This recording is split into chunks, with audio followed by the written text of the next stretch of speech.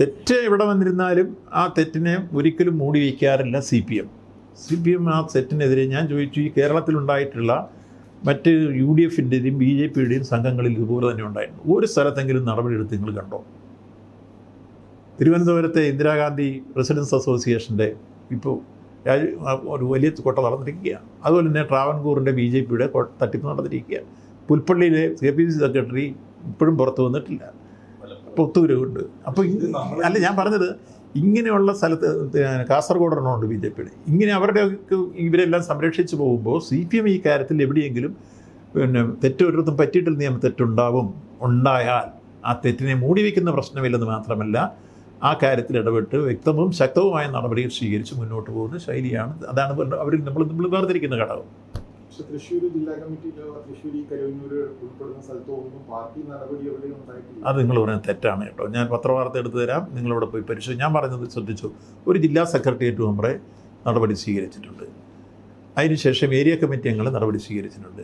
LC അംഗങ്ങൾ നടപടി സ്വീകരിച്ചിട്ടുണ്ട്. കൃത്യമായി വെറുതെ സംശയം, അത് സ്വാഭാവികമായിട്ട് ഉന്നതങ്ങളിൽ വരുന്നവരെങ്ങനെ സംശയത്തിൻ്റെ ഉന്നമനം തിരിച്ചുവിടുക, എത്രയോ കാര്യങ്ങൾ നടക്കാറുണ്ട്. പലതും അപ്പോൾ ആ വകുപ്പ് കൈകാര്യം ചെയ്യുന്നുണ്ട്. AC മൊയ്തീൻ എവിടെയെങ്കിലും ഒരു ഫയലിൽ അദ്ദേഹം ഒരു കുറ്റം ചെയ്തിട്ട് എവിടെയെങ്കിലും കാണണ്ടേ? അദ്ദേഹത്തിന് മുമ്പിൽ റിപ്പോർട്ട് വന്നായിട്ട് കാണണ്ടേ? അപ്പോൾ ഒരു മാധ്യമം എഴുതി എന്നുള്ളത് കൊണ്ട് അദ്ദേഹം തെറ്റുകാരനാകുന്നു. അപ്പോൾ അദ്ദേഹത്തിൻ്റെ ഫ്രീസ് ചെയ്ത അക്കൗണ്ടൊക്കെ ഇപ്പോൾ തിരിച്ചു കൊടുത്തല്ലോ. അപ്പോൾ ഒരു സംശയം ആരെങ്കിലും ആർക്കും ആരുടെ പേരിലും ആരോപണങ്ങൾ ഉന്നയിക്കാം. പക്ഷേ അത് തെളിയിക്കപ്പെട്ട് കഴിയുമ്പോൾ മാത്രമേ അയാൾ പ്രതിയാകുന്നുള്ളൂ. അങ്ങനെ ഏതെങ്കിലും തരത്തിലൊരു പ്രതിയായി വന്ന ചരിത്രം അതിനകത്ത് എവിടെയും ഈ പറയുന്ന ആളുടെ പേരിലില്ല.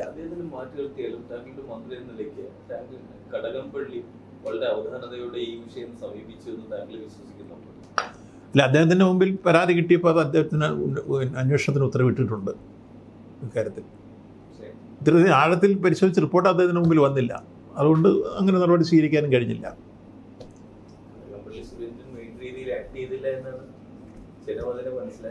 അല്ല, എനിക്കിപ്പോൾ കണ്ട ഫയലുകളുടെയും കണ്ട അനുഭവങ്ങളുടെ അടിസ്ഥാനത്തിൽ ആ കാര്യത്തിൽ എവിടെയെങ്കിലും അദ്ദേഹത്തിൻ്റെ ഭാഗത്തൊരു വീഴ്ചയുള്ളതായിട്ട് കാണുന്നില്ല.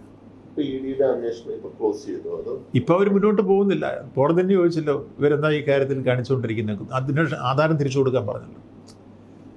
ED കുറേ ആധാരം പെറുക്കിക്കൊണ്ട് പോയി അവരുടെ ബിസിനസ് നടത്തപ്പെടുത്തി എന്നുള്ളതല്ലാതെ ഇവർ എന്തെങ്കിലും ചെയ്തോ?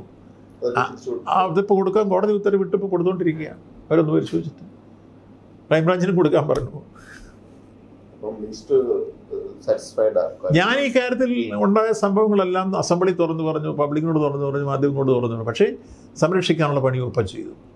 ഒരു സംഘം തകർന്ന കാഴ്ചക്കാരനായി നോക്കി നിൽക്കുകയല്ല, അതിലെങ്ങനെ സംരക്ഷിച്ചെടുക്കാം എന്ന രൂപത്തിൽ ഇടപെട്ട് അവർക്ക് വേണ്ട അഡ്വൈസ് കൊടുത്തു, അവർക്കൊരു പാക്കേജ് ഉണ്ടാക്കി കൊടുത്തു, മോണിറ്റർ ചെയ്തു വന്നു കഴിഞ്ഞപ്പോൾ കരിവണ്ണൂർ എന്ന സംഘത്തിൻ്റെ നിക്ഷേപകരുടെ ബഹളം അവസാനിച്ചു. അവർക്ക് പണം കിട്ടി. ഇപ്പോൾ 1 ലക്ഷം രൂപ വരെ കിട്ടാനുള്ള മുഴുവൻ പേരുടെയും പണം തിരിച്ചു കൊടുത്തു. 134 കോടി തിരിച്ചു കിട്ടിയിരിക്കുന്നു. ആ കിട്ടാനുള്ളൊരു സാഹചര്യം ഒരുക്കിയെടുത്ത ഗവൺമെൻറ് ഇടപെടൽ. അപ്പോൾ അതോടുകൂടി കൂടുതൽ വിശ്വാസ്യത വന്നില്ലേ സഹകരണ മേഖലയെ സംബന്ധിച്ച്? ഇടതുപക്ഷത്തിന്റെ വിശാലാർത്ഥത്തിൽ എല്ലാ നാളും ഭയങ്കര ഒരു ബാക്ക്ബോൺ ആയിരുന്ന സംഭവമാണ് സഹകരണ മേഖല. പക്ഷെ താങ്കൾ വരുന്ന സമയത്തേക്ക് എനിക്ക് താങ്കളുടെ 2ാം ഗവൺമെന്റ് വരുന്ന സമയത്ത് തന്നെ ഏതാണ്ട് വളരെ കലുഷിതമായിട്ടാണ് സഹകരണ മേഖല നിൽക്കുന്നത്. നമുക്ക് ഒരിടത്തെയും തുടങ്ങി എല്ലായിടത്തും ഓരോരോ സ്കാമാണ് വന്നിരിക്കുന്നത്. പലതിലും നമ്മുടെ നേതാക്കൾ ഉൾപ്പെടെ ഇൻവോൾവ് മീൻസ് അറ്റ്ലീസ്റ്റ് പല രീതിയിൽ. ഞാൻ പറയാം, സഹകരണ മേഖല പൊതുവിൽ കരുത്താർജിച്ച് വരിക കേരളത്തിൽ. അതിൻ്റെ എവിഡൻസ് എന്താണെന്ന് ചോദിച്ചു കഴിഞ്ഞാൽ, ഇപ്പോൾ ക്രെഡിറ്റ് രംഗത്തെടുത്താൽ ഇന്ത്യയിലെ 71% ക്രെഡിറ്റും കേരളത്തിലാണ്. 2.5 ലക്ഷം കോടി, ഇപ്പോൾ 2,60,000 കോടി രൂപ നിക്ഷേപമുണ്ട് സഹകരണ മേഖലയിൽ. ഇത്രയും നിക്ഷേപമുള്ള ഇന്ത്യയിൽ മറ്റൊരു സ്റ്റേറ്റും ഇല്ല.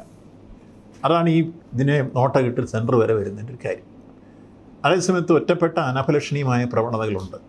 അത് വരാൻ കാരണം മുമ്പുണ്ടായിരുന്ന നമ്മുടെ നിയമം 1969 PR കുറുപ്പും മന്ത്രിയായിരിക്കുന്ന കാലഘട്ടത്തിൽ ഉണ്ടായിട്ടുള്ളത്. ആ നിയമത്തിൽ അന്ന് ഒരു സഹകരണ സംഘത്തിൽ 10-15 ലക്ഷം രൂപയോ 25 ലക്ഷം രൂപയോ ഒക്കെയാണ് കൂടുതൽ വന്നുകൊണ്ടിരുന്നത് ക്രെഡിറ്റിൽ. ഇപ്പോൾ ആ സ്ഥാനത്ത് 1650 കോടി രൂപ നിക്ഷേപമുള്ള പ്രൈമറി സംഘം കേരളത്തിലുണ്ട്. ഫാക്സ്.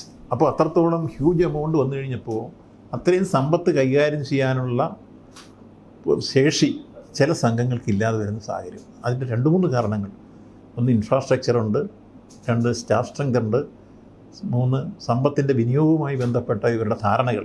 ഇപ്പോൾ സപ്പോസ് സമ്പത്ത് എപ്പോഴും വരുമ്പോൾ ഒരു കാര്യം ശ്രദ്ധിച്ചുകൊണ്ടിരിക്കേണ്ടത്, സർപ്ലസ് ഫണ്ട് വന്നാൽ ലാഭകരമായി വിനിയോഗിച്ചില്ലെങ്കിൽ അത് നോൺ ഏണിംഗ് അസറ്റ്സാണ്.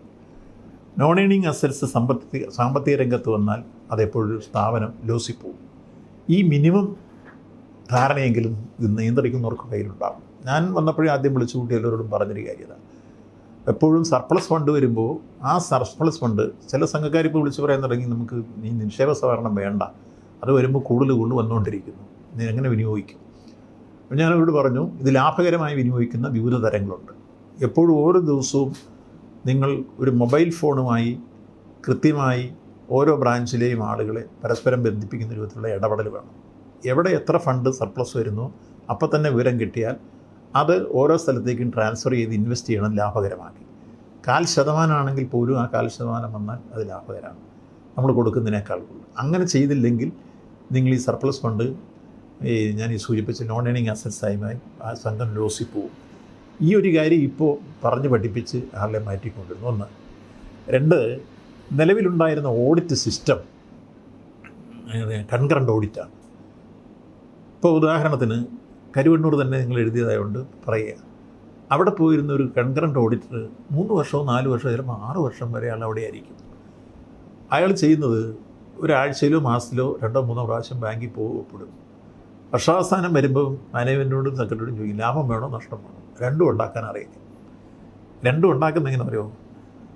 ഇപ്പോൾ നഷ്ടത്തിൽ പോകുന്നൊരു സംഘം ഒരു ലാഭത്തിലാക്കുന്നത്, ഒരാൾ അദ്ദേഹം 10 ലക്ഷം രൂപ എടുത്തിട്ടുണ്ട്, അടയ്ക്കേണ്ട സമയത്ത് അടച്ചില്ല, അത് പലിശ സഹിതം 12.5 ലക്ഷമായി.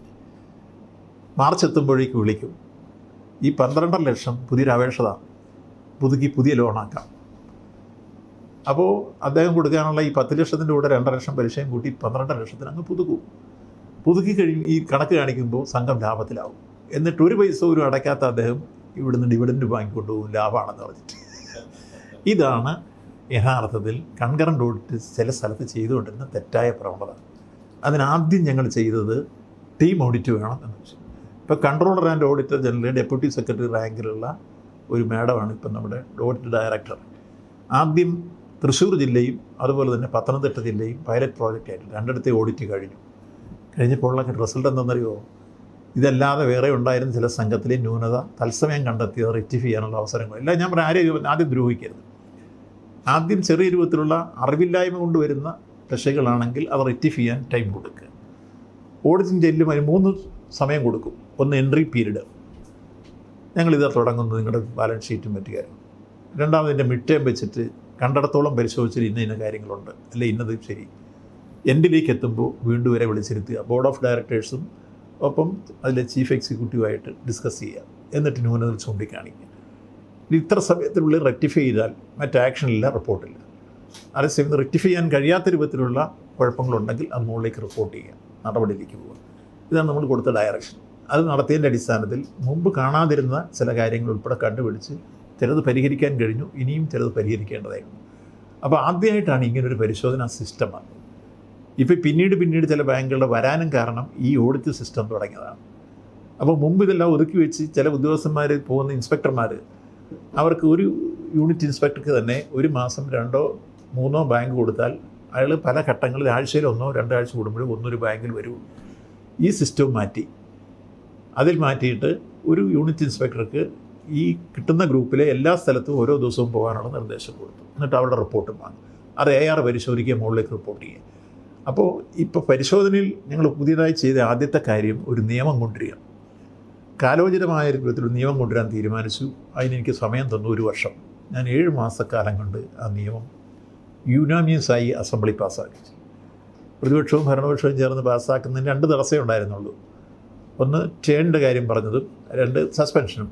പ്രതിപക്ഷ നേതാവ് ഒരു കത്ത് CM-ന് കൊടുത്തു. CM-ൻ്റെ സ്ഥാനത്തിൽ പ്രതിപക്ഷ നേതാവ് ഞാനും കുഞ്ഞാലിക്കുട്ടി സാവും കൂടി ചർച്ച ചെയ്തിട്ട് അവരുടെ അഭിപ്രായം അതാണെങ്കിൽ അതുകൂടെ വെച്ചിട്ട് യുനാനിമസ് ആകണം.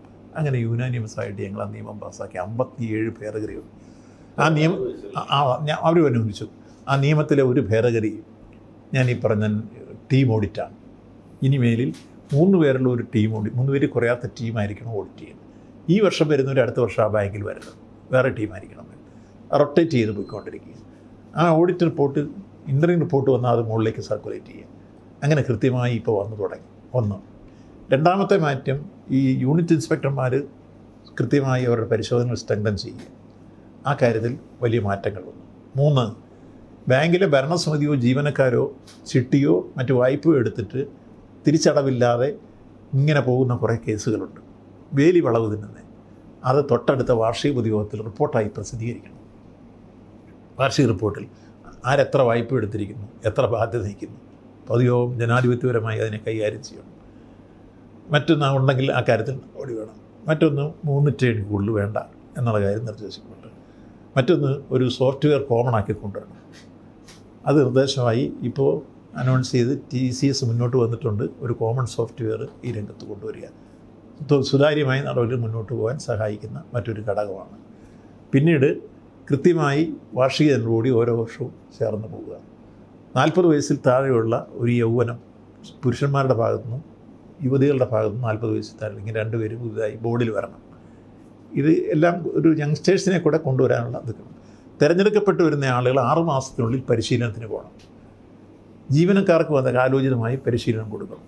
കാരണം കമ്പ്യൂട്ടർ കൈകാര്യം ചെയ്യാൻ പഠിക്കാത്ത ഒരാൾക്കും ഇതിനകത്ത് പോകാം. അല്ലാത്ത ആൾ ഇതിനകത്തുണ്ട് ഇപ്പോഴും, പഴയത് നിന്നിട്ട് വന്നിട്ടുള്ള ആളുകൾ. അപ്പോൾ അങ്ങനെ ഒരുപാട് ഭേദഗതികൾ ഞങ്ങൾ ഇതിനകത്ത് കൊണ്ടുവന്ന് 57 ഭേദഗതികൾ ഇതിനകത്തുണ്ട് ഇപ്പോൾ. പിന്നെ വാല്യുവേഷൻ ഇപ്പോൾ കരിവെണ്ണൂരിൻ്റെയൊക്കെ പറഞ്ഞതിലൊരു പ്രശ്നം, വാല്യുവേഷൻ വന്നത് ഒരു ഭൂമിക്ക് ഇപ്പോൾ 5 ലക്ഷം ആകെ മതിപ്പുവിലല്ലെങ്കിൽ അതിന് 15 ലക്ഷം വായ്പ കൊടുത്തിട്ടുണ്ടാവും. വാല്യുവേഷൻ അതുപോലെ സർട്ടിഫൈ ചെയ്ത് 30 സാധ്യതയുണ്ടെന്ന് പറഞ്ഞു. അതിന് ഞങ്ങൾ ഇപ്പോഴത്തെ പ്രപ്പോസൽ ബാങ്കിലെ 2 ഉദ്യോഗസ്ഥന്മാർ, സീനിയർ 2 ഡയറക്ടർമാർ, ഒരു പ്രൊഫഷണൽ വാല്യുവേറ്റർ, ഈ 5 പേരുള്ള സമിതിയായിരിക്കണം വലിയ വായ്പകൾ വരുന്നത് ഇനി ശുപാർശ ചെയ്യുന്നു വാല്യുവേഷൻ. അപ്പോൾ ഇനി ഭാവിയിൽ ഇത് തട്ടി തിന്നാതിരിക്കാൻ കഴിയുന്ന രൂപത്തിലേക്കുള്ള ഇടപെടലാണ് അനുവദിക്കില്ല. അപ്പോൾ സഹകരണ നിയമത്തിലെ 57ഓളം ഭേദഗതികൾ കൊണ്ടുവന്ന് ഞങ്ങൾ കേരളത്തിലെ 14 ജില്ലകളിലും പോയി സഹകാരികളുടെ അഭിപ്രായം, ജീവനക്കാരുടെ അഭിപ്രായം, നിയമജ്ഞന്മാരുടെ അഭിപ്രായം ഇതെല്ലാം കേട്ടതിന് ശേഷം മഹാരാഷ്ട്ര ഗവൺമെൻറ്റുമായി ഇപ്പോൾ ഡിസ്കസ് ചെയ്തു. അവിടുത്തെ നിയമങ്ങളെ പരിശോധിച്ചു. അത് കഴിഞ്ഞ് തിരിച്ചു വന്നിട്ട് തിരുവനന്തപുരത്ത് വീണ്ടും ഉന്നതന്മാരായ സഹകാരികൾ ഒക്കെ കൂടി ഇതിന് ചർച്ച ചെയ്ത് നിയമജ്ഞന്മാരെയും കൂട്ടി ഉണ്ടാക്കിയ നിയമ ഭേദഗതിയാണ് ഇപ്പോൾ. അത് കോടതി പോലും പറഞ്ഞു ഒരു കാര്യം ഒഴിച്ച് ബാക്കിയുള്ളതെല്ലാം നല്ല രൂപത്തിലാണ്. അത് ടേണിൻ്റെ മാത്രമാണ് സിംഗിൾ അതിപ്പോൾ ഞങ്ങൾ അപ്പീൽ കൊടുത്തിട്ടുണ്ട്. ബാക്കിയെല്ലാം കോടതി പോലും അതിനെ അഭിനന്ദിക്കുകയുണ്ടായി. എല്ലാവരും അതിനെ സംബന്ധിച്ച അഭിപ്രായം അവർ പറഞ്ഞത് 2 എന്നുള്ളത് 3 ആക്കണം. ഞാൻ 2 പ്രപ്പോസ് ചെയ്തത്. ഞാൻ ഈ ടേണി പറയുന്നതിൻ്റെ കാരണം എന്താണെന്ന് വെച്ചാൽ, കാരണം എന്തറിയോ, സ്ഥിരമായിരിക്കുന്ന ചില ആളുകളാണ് തെറ്റായ പ്രവണതകൾക്ക് വശംവദരാകുന്നത്. ചില ആളുകൾ ഇത് ഞാനില്ലെങ്കിൽ നടക്കുകയില്ലെന്നൊരു തോന്നൽ വരികയും അവർക്ക് ഇല്ലാത്തൊരു ബന്ധം എന്ന് വെച്ചാൽ അതിന് ചില അനുചരന്മാർ കൂടും. നമ്മൾ മുതിർന്നവരുടെ ഭാഷയിൽ പറഞ്ഞ ചില അവതാരങ്ങൾ, ഞങ്ങളിത് വാങ്ങിത്തരാം, ബൾക്കായി വന്ന് ഈ അപേക്ഷ വാങ്ങിക്കുന്നു, എന്നിട്ട് കമ്മീഷൻ പറ്റുകയാണ്. അതിലൊരു ഭാഗം ഇവർക്ക് എന്തെങ്കിലും സൗകര്യം ചെയ്തു കൊടുക്കും. ഇങ്ങനൊരു കുരുത്തിലേക്ക് വരും. ഇവർക്ക് സൗകര്യം ചെയ്തു കൊടുത്തുകൊണ്ട് ചില പ്രസിഡന്റുമാർ ഒരു ഘട്ടം കഴിയുമ്പോൾ അതിന് വശംവദരാകുന്നു. പിന്നെ ചീഫ് എക്സിക്യൂട്ടീവ് അറിയാതെ 1 രൂപ പോലും ബാങ്കിൽ നിന്ന് ചിലവഴിക്കാൻ കഴിയില്ല. ആ ചീഫ് എക്സിക്യൂട്ടീവും ഈ പ്രസിഡന്റും തമ്മിൽ ഒരു ബന്ധം ഉണ്ടാക്കും. ഇങ്ങനെയുള്ളൊരു ശ്രമം ചില സ്ഥലത്ത് കണ്ടു. അതുകൊണ്ടാണ് 3 ടേണിൽ കൂടുതൽ വരാൻ പാടില്ല എന്ന് പറഞ്ഞത്. കടിച്ചു തൂങ്ങിയിരിക്കുന്നവരാണ് ഈ കുഴപ്പം ചെയ്തവരിൽ പലരും. അപ്പോൾ അത് വരാതിരിക്കാനും കാര്യങ്ങൾ കൃത്യമായി വരാനും ഈ പോകുന്ന രൂപത്തിലും പൊതുജന ഇടവിലുള്ള ജനറൽ ബോഡി മുമ്പാകെ ഇത് വന്നാൽ ഇതെല്ലാം പ്രസിദ്ധീകരിക്കാനും എല്ലാം തീരുമാനിച്ച ആ നിയമ ഭേദഗതി കാലോചിതമായൊരു മാറ്റം ആ മേഖലയെ കൊണ്ടുവന്നിട്ടുണ്ട്. അത് തക്കാലത്തേന് ഈ ഇതൊക്കെ കണ്ടുപിടിച്ച് തിരുത്തി മുന്നോട്ട് പോയാൽ സമീപകാല ഭാവിയിൽ സഹകരണ മേഖല രക്ഷപ്പെടുന്നതാണ് ആ നിയമവും ഇപ്പോഴുള്ള നീക്കവും. അതിൻ്റെ സൂചനകൾ കാണാൻ തുടങ്ങിയിട്ടുണ്ട്. ഇപ്പോൾ കരിവെണ്ണൂർ ഇപ്പം ഞാൻ പറയാം, 134 കോടി രൂപ ഈ ചുരുങ്ങിയ സമയം കൊണ്ട് നിക്ഷേപകർക്ക് തിരിച്ചു കൊടുത്തു. ചെറിയ കാര്യമാണ് നിങ്ങൾ പറയാം. എല്ലാം തകർന്നാൽ എത്രയോ മാധ്യമങ്ങൾ എഴുതുക. 1 ലക്ഷം രൂപ വരെ കിട്ടാനുള്ള ഒരാൾക്കും ഇനി 1 രൂപ പോലും കിട്ടാനില്ല. 1 രൂപ പോലും.